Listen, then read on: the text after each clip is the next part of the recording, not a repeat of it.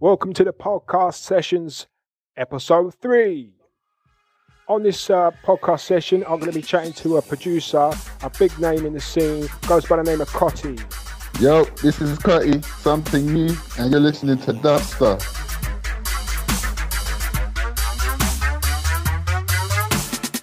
Yo, Cotti, how you doing, bruv? What's going on, brother? I'm good, man. Big up, man. Good. We're going to get started with the podcast sessions and just jump into the questions. Hope that's all right with you. Yeah, man, definitely. All right, it's a nice, easy one to start off with. What's your name? My name is Cotti. I've got an alias as well, Don Cotti. Don Cotti. All right, well, that's extra information. Yeah. That's good stuff. Well, the next part of that is how did you get that name?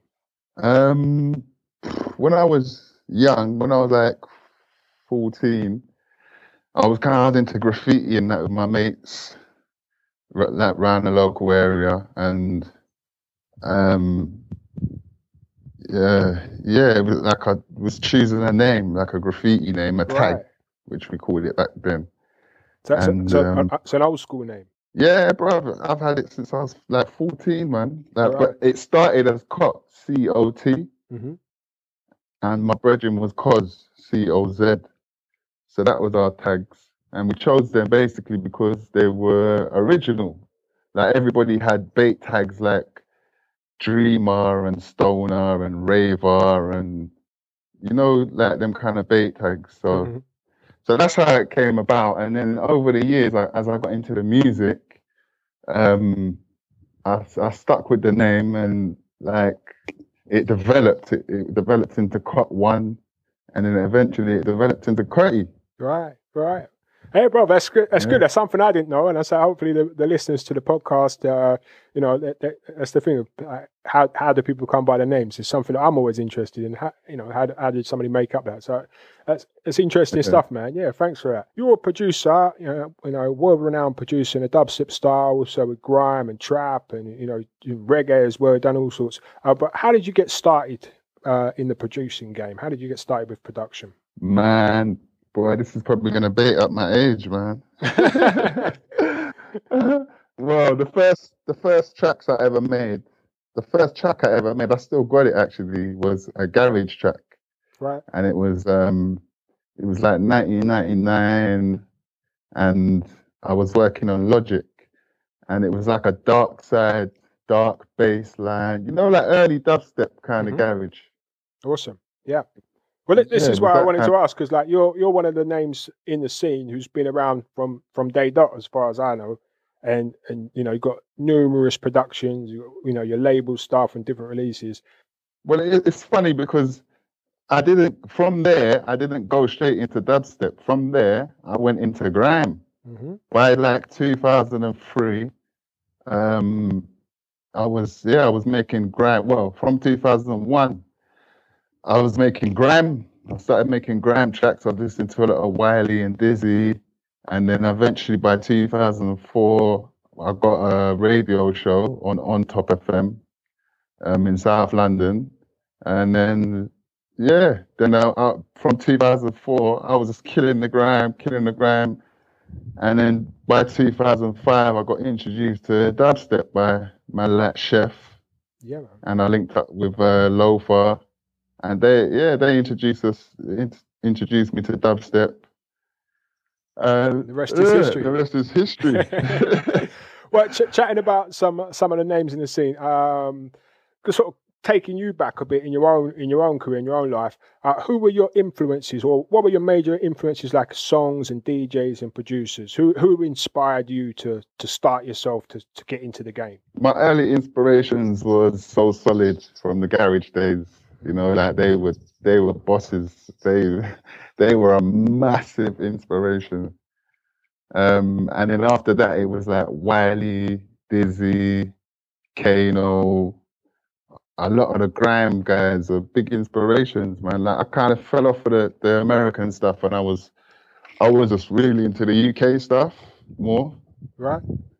There's a great time in UK music, that sort of early 2000s, and it sort of peaked around the mid 2000s, where all those guys, like you say, like Wiley and Kano, and they became like that. They were the main guys. Do you know what I mean? That they were, to some degree, they were kind of bigger than the American stuff because we were like, or the UK people were playing them hot, like A-list. More, definitely.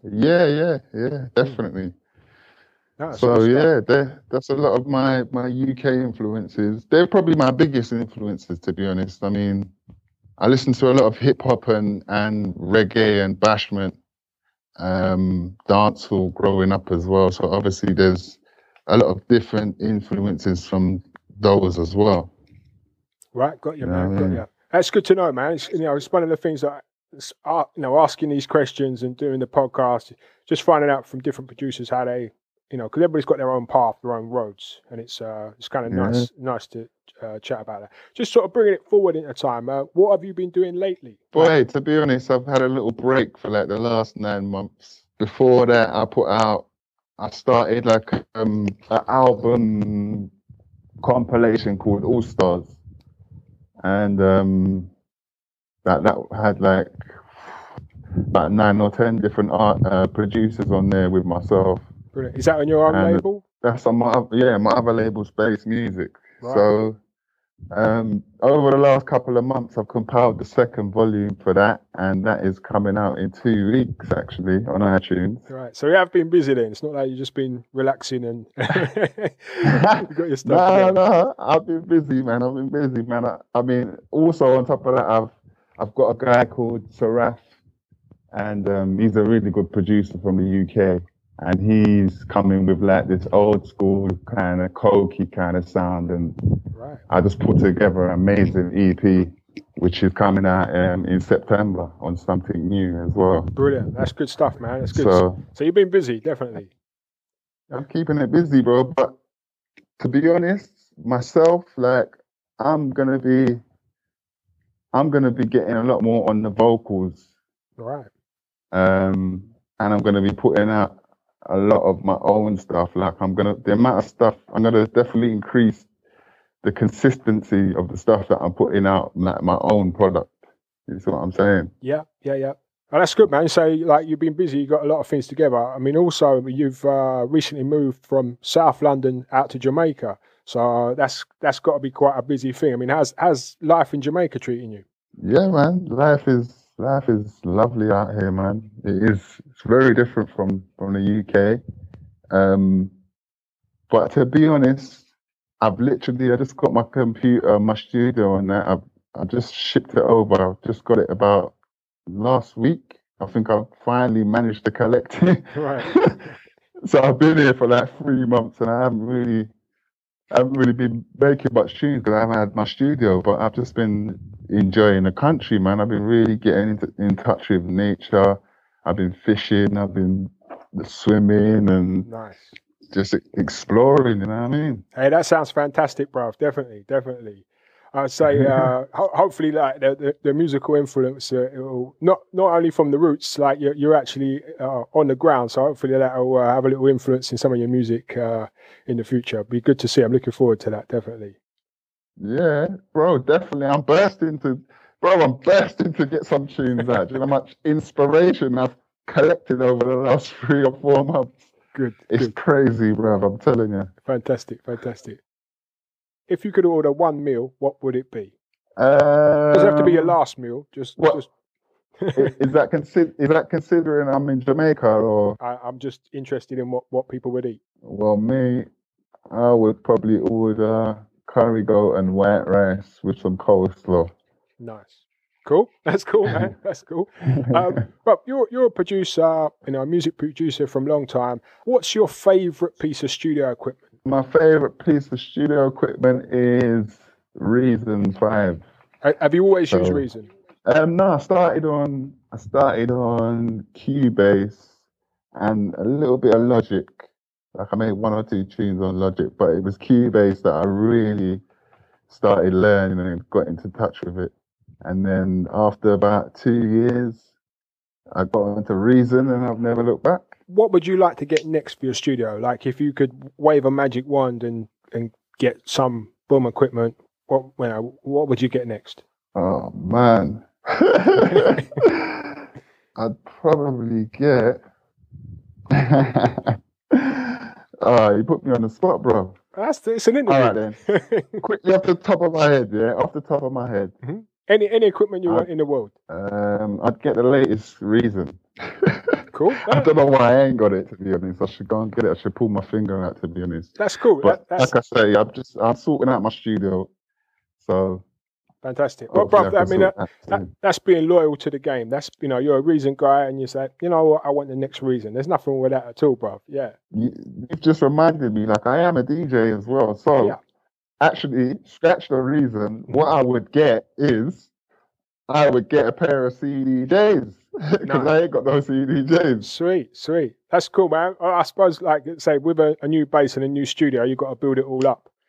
So get them together. And that would be perfect, man. Seriously, because at the moment I'm just using like Tractor, like software on the computer, and it's not the same, bro. To be honest. Yeah, it's the control, isn't it? It's that hand-on. Feeling. Cool, man. All right, then we rock and roll. Let's push on. Where should we check your work, your music, or your videos? What's the best place if people want to check out more about Cotti? Where should they go to find out about you? Boy, I'm on all the social network platforms: SoundCloud, Facebook, Twitter, Instagram, Tumblr, and they're all Cotti, COTTISTN for November. All right. What does STN stand for? STN's something new. Something new, and that's your record label, yeah. That's my label, yeah. All right. Also, as well, we got a website as well, somethingnew.com, SUMTINGNEW.com. Brilliant. That's great stuff, man. Being a DJ as well as a producer, what's your favorite place to play? What's your favorite type of place to play? Probably festival. Cool. Any particular festival you can think of? Outlook was amazing, man. Flipping out. So it's the Outlook Festival in Croatia, yeah? Yeah, man. All right, big up. What question should we have asked you? That's a good question. That's a bit hard, though. That's a bit random. Well, I'll phrase it a different way. What question would you like me to ask you? Maybe about my future. Cool. Future in the music. Yeah, that's fantastic, man. So I will ask you, what's your next project? What's happening for you in the future? Yeah, definitely. Well, that's the thing. I'm in Jamaica now, full of inspiration. And I think I've been doing this music thing for over a decade now. I think it's about time I put together like my own album. Brilliant. So that is going to be a priority on my list. I'm going to be working on a Cotti album. I'm not just going to be doing production. I'm going to be doing a lot of vocals on there as well. Yeah, I mean, that's something I say listeners to the podcast probably don't know, though. They might not know at the moment, is that you are an MC and you've got many releases with lots of different styles, with reggae and grime and hip-hop and stuff. And, you are... I'm not saying an all-rounder as such. You're a guy with many talents. You know what I mean? It's so it'd be good to hear some of the vocal stuff, man. When I was doing the Grime back in 2004, I was producing, but I was also an MC, and I was mostly known for my MCing. It was only once I got into dubstep, that's when people started to recognize Cotti as a producer. Right. Do you know what I mean? And then, so yeah, I mean, I've always been doing vocals. And I mean, even up until like 2011, I put out like a hip hop mixtape. And it was just like myself with a couple of features and that. And it was a free download.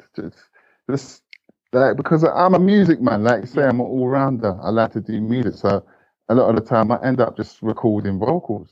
I like sitting down, right? I make a beat, I sit down, and vocals will just come, lyrics will come to my head, and I'll just put it down, and I'm like, yeah, that's all right, man.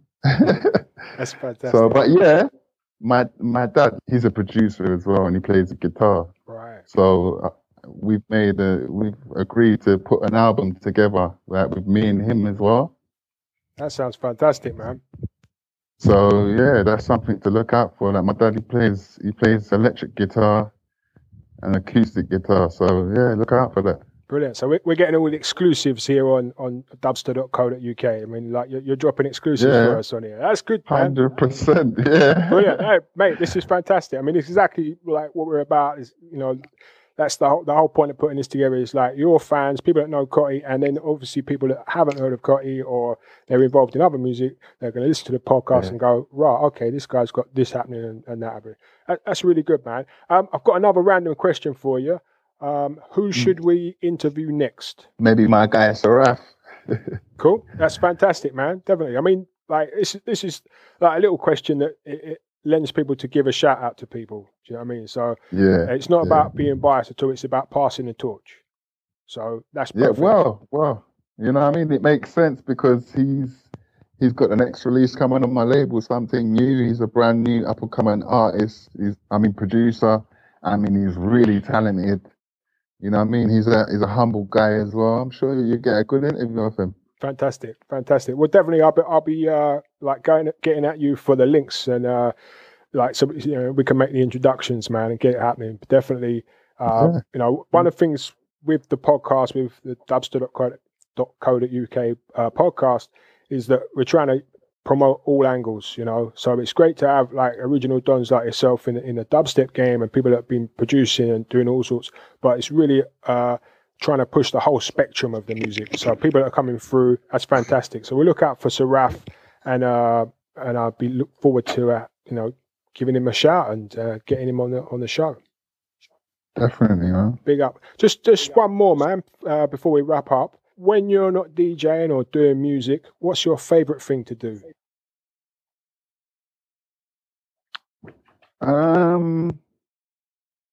Well, lately, the past couple of months, my favorite thing to do is read the Quran. Nice. All right. Yeah, I've been reading it. I've read it before, but I've been reading it again and getting a bit more of a deeper understanding of it. And yeah, man, I find it very comforting. And I notice that that's what I find myself doing a lot of the time. Cool. Yeah, man. Well, the thing is, you know, people have pastimes and hobbies, and like, you know, some people do sports and shopping and eating and, you know, watching TV and all sorts. And, you know, reading, you know, and having any time to read is a positive thing, man. Definitely. Yeah. Mate, being out in Jamaica, coming from South London, that's got, you know, like you say, you're enjoying nature and all of this, and I think like having an understanding of a deeper understanding of you and your surroundings and all that kind of stuff. That's more from a personal point of view than I am for the podcast. If you know what I mean. That's more bro, speaking. You can include that, bro, because listen, man, it's to me everything's personal, man. Well, like my music, I put my life and my soul into my music, you know what I mean? So, and if I can share my life and my story with people as well, for them to also get a deeper understanding, then I'm all for it, man. Brilliant. Right. That's good stuff, man. So I've got to thank Cotti for joining us on the Dubster podcast sessions. Thanks a lot, mate, and really, really enjoyed chatting with you. And say, we're looking forward to your new releases and all your new album as well, mate. So thanks very much for that. Big up. Oh, thank you, man. Thanks for hitting me up, and it was a pleasure talking to you, bro. Serious. You're welcome, mate. You're welcome.